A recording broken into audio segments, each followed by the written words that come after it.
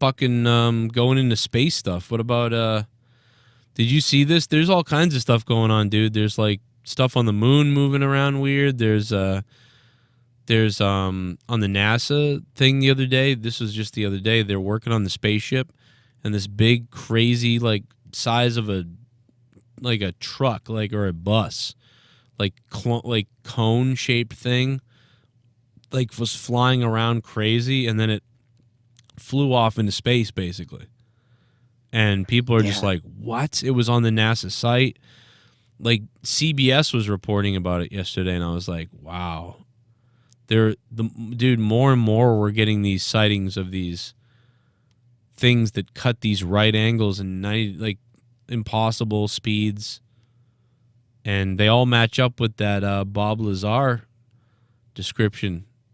If you watch that guy on the Rogan show. I think I didn't see that one. You gotta go watch Bob Lazar on Joe Rogan. Like I heard about it, but I never watched it, so it must have been about all that shit.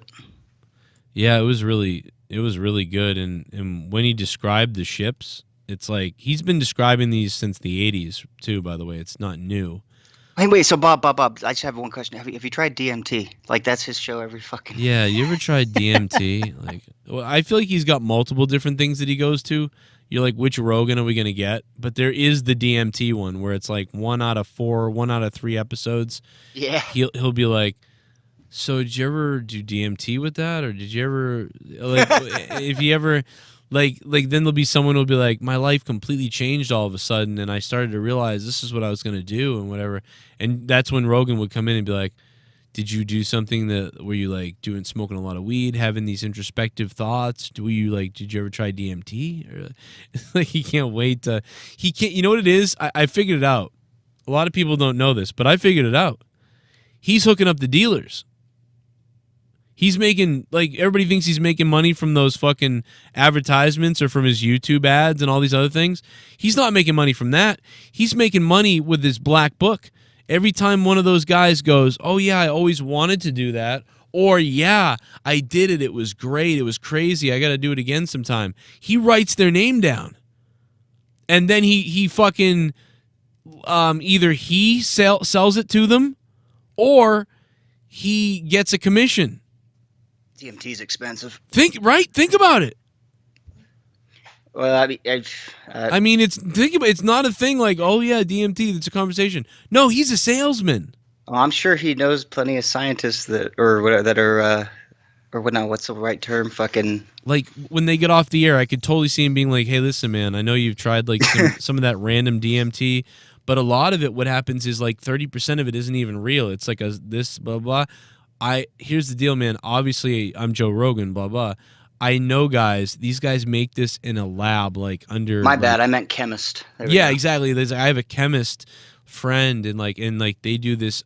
This is the most cleanest, best DMT you ever had. It's crazy. It's a little bit more money, but it is phenomenal. It's not even like the stuff that you get is sometimes whatever. And so, and now he's talking to a celebrity who's got millions of dollars, and so. Regular DMT, maybe it's like a couple $100 or whatever. What I don't even know what it is. It's like well, it depends. It's like $20 a fucking hit or something. Oh, that's not it's not cheap, but the one that's really expensive is the one that comes from Toads. That's like $300 for a little gram of it. This is this is 100% pure. Centric neon. Oh, that's what it's. Yeah, so $20 per a 1/10 of a gram. That's how much the other one would cost. Yeah, so a gram would run you $100. Yeah, see this DMT, I'd pitch this DMT at $2,000. I'd be like, dude, this is the caviar. This is the Rolls Royce. This is the Lexus of DMT. You don't even. This is so pure, and you don't want to be doing DMT a ton. But when it's over, it leaves. There's no residual. It's not like acid. It doesn't stay in your system. And so this is so pure. You're going to do it one time and you will call me again. And it's $2,000. So it's, most people would try it once and that's about it for $2,000. But you will call me again. You will, trust me. Because this stuff is so enlightening. It's crazy, unbelievable. And if he does that with every guest and he gets a cut, like 40 to 50% of the commission, like he takes $1,000. You know what I mean? Every podcast, he could be making $1,000 off the guy. So fucking, I'm telling you, this is a conspiracy. I figured it out. It's a big fucking plug. Or he's working with the government and they're rounding up these people. He also just, I don't know, he loves opening up, like, he's always ready to open his mind to something, and so, like, he wants, like, everyone else to experience it, I guess. Because, like, that is what it does. It'll completely, other than, it's kind of like a near-death experience, but it is a very mind-opening thing. You don't come back the same. You're like, you've seen 20,000 different fucking things flash before your eyes in, like, 10, 15 minutes. You're like, holy shit. You realize that what we're looking at when you're sober is like, not even a percentage of what's really around us. It's like, oh shit. Wow. Like, it really does. I mean, because you realize, like, at least I did, every time I went in, it was like, oh, these guys, like the little elves and shit, that you're like, these guys are already here. I came into their world. Like, they're already here, always doing this. Like, I just got a chance to see it. And then you start realizing, like, oh shit. Like, you know, it's like, it's just like color spectrums and sound waves. There's way more colors than we see. There's way more sounds than we can hear. Yeah. You know, it's just the same principle. But yeah, Joe's right. Don't do too much of it. You will burn your serotonin receptors out and be very depressed. It's everything. Even melatonin, it's like it's natural for you. You make it naturally, but when you take it a bunch and you overproduce or whatever. That's what DMT is. It's just melatonin and, God damn it. Isn't it just serotonin and melatonin? It's a lot of melatonin because it's like going into a lucid dream is what it's like. Yeah, we're missing something, though. There's something in it that we're not saying what it is. There's something else in it. There's the real thing that, God, it's something. It's not those two things, but it's something else. Yeah, it's scary as shit, though. You do too much of it. I mean... it says dimethyltryptamine or something, but that's not it. It's a chemical substance, many plants and animals, which both the chemical you just named, that's the one, or that's like what's in all the plants. It's like tryptamine or tryptamine or something. Yeah, like yeah, which is what helps you build serotonin in your brain, and so like it's basically just a heavy mix of like serotonin and melatonin coming together, and I didn't even realize how close it was to being in a dream until one of the last trips I did where it was because I had like a candle going so I couldn't really see except for the flame, what it would show. And so like I woke up, like I started to fall asleep and I woke up in the middle of the trip and I didn't know where I was. And then I like spit, I thought my teeth were all coming out and shit. It was the scariest fucking thing ever. It was like, and then I realized that in that moment, I was like, oh, this could fucking like help you go into like a lucid dream. Cool. Yeah. And then I stayed the fuck away from it. I really like lucid dreams. When you have a really super lucid dream, I mean, if you have a good one, it's so amazing. It's one of the most amazing things if you have a really lucid good one. Yeah, I'm always like on the cusp of it, but I never get to be it's always like I realize for a moment, like, wait, I don't have to keep going in circles here. Wait a minute. And then I wake up. And like, so I never really reached the lucid part. Well, I think that's the beginning of it. It's almost like a trick. It's like, because once you realize you're about to have it or once you realize you're in it, it's so borderline of being awake that what happens is you do wake up. So... yeah, it's like you're getting lucky. You're getting so close to lucky that you're I'm trying to think of the word, but yeah, you're so close to it. But then I've had them, so I know when I'm in them. And when you wake up, it's the same thing. It's like, oh no, I woke myself up, or I ended up waking up. Damn it, I was in a lucid dream. But most of the time what happens is you wake up right before as it's about to start. So yeah, I can see that being frustrating because 70% of the time for me, that's what happens. I wake up right as it's starting, and I'm like, oh, no. And one time I woke up right as one was starting with my dad involved, and I woke up, and I was like, oh, no. Like, I was about to have a really lucid dream. Yeah, dude, that's crazy. Like, that happened to me recently. Like, I realized that I was going to wake up, and my stepdad, who passed as well, was there with me, and I hurried up and gave him a hug. and then I fucking woke up. It was I knew that I was about to leave. Well, you kind of got it then in a way. Yeah, You yeah, sort for of that got it. moment, yeah. I But bet. usually I'm on the other side of the spectrum where I'm following the same traits I would if I was awake, and I'm stuck in this like, just going in circles, and I'm not in control. And like, so I'm always like on the other end of it. I'm never. I fall for the dream basically Yeah, I think instead of. a little while before that, I had one with my dad where I didn't wake up, so it was really cool. It was like Nice. super cool. It was like It was like I don't know what the best way to explain it is. Like, if people don't have them, it's like you're on the holodeck in Star Trek or something. I hate to always go back to Star Trek, but it's like when they're like, computer recreate this, and then they recreate like the guy's home life or something, and somehow the computer knows how everybody acts or whatever, which is ridiculous, but you know what I mean.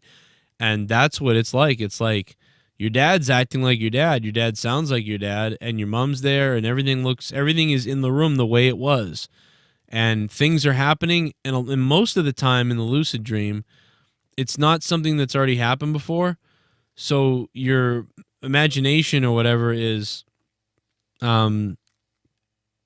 building this story. You're like,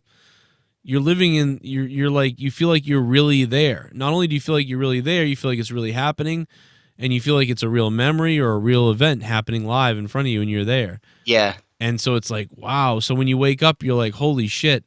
I just like did all this stuff with my dad and my mom, but I was 5, and I was 5 again. Like, what? Like it wasn't a memory exactly that you'd done before. It was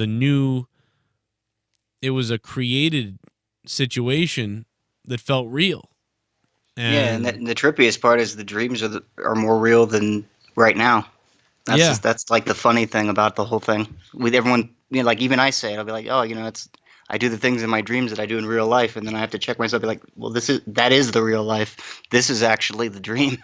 Yeah, I know exactly. Yeah, sometimes that's what you have, a nostalgia for the dream. When you wake up from a long lucid dream, you immediately are like, oh no, like I want to be back in that, or you start feeling like there's more to the world, there's more to life than this, like. Whatever you were just in, you think like, oh, there's more than that. And it is life, like, because the only difference in when you're awake is it takes a little longer for what you think to become a reality. But in your dream, the minute you think it's there. Yeah. And that's it. But what it's trying to tell us is that you apply the same thing to your life. You try and manifest things into existence, and you have to be sort of patient with it, because it doesn't happen in a second.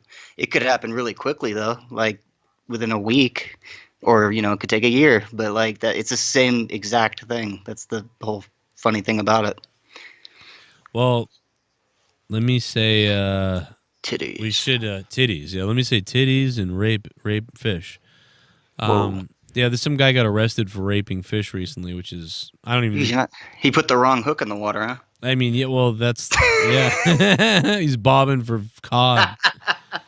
Well, the weird thing is the guy got in trouble for he took a fish out of the water, He was cut, and then he began, rubbing himself on the fishes.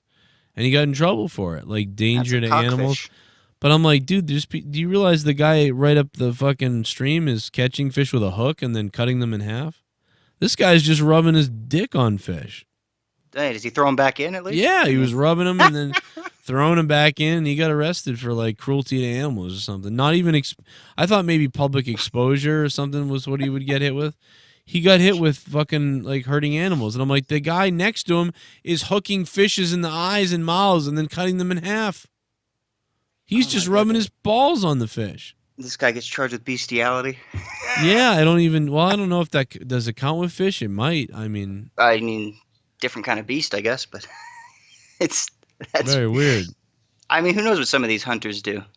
I don't know if it was Florida. It might have been Florida. JP's out somewhere going, we don't fuck the fish, damn it. Yeah. The deer, Whoops. We got deer. My neighbor keeps recording deer next to him. It's crazy.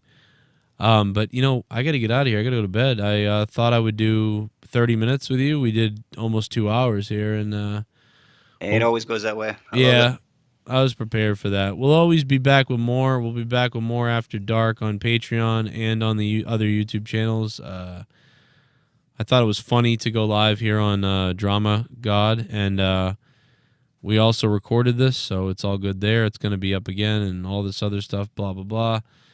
Thanks to everybody who came out to watch tonight. I like everybody. Oh, yeah. I really do enjoy everybody here.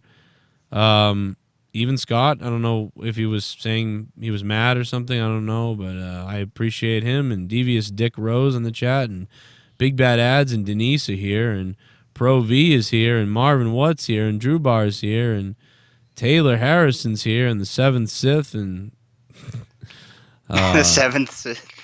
God damn it. And everybody else that was here.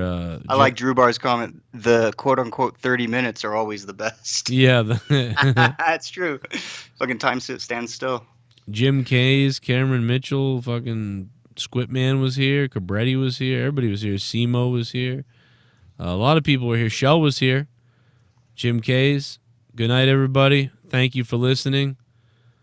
Me and Jesse bury the hatchet for the 9,000th time and make love in a tub. Good night, everybody.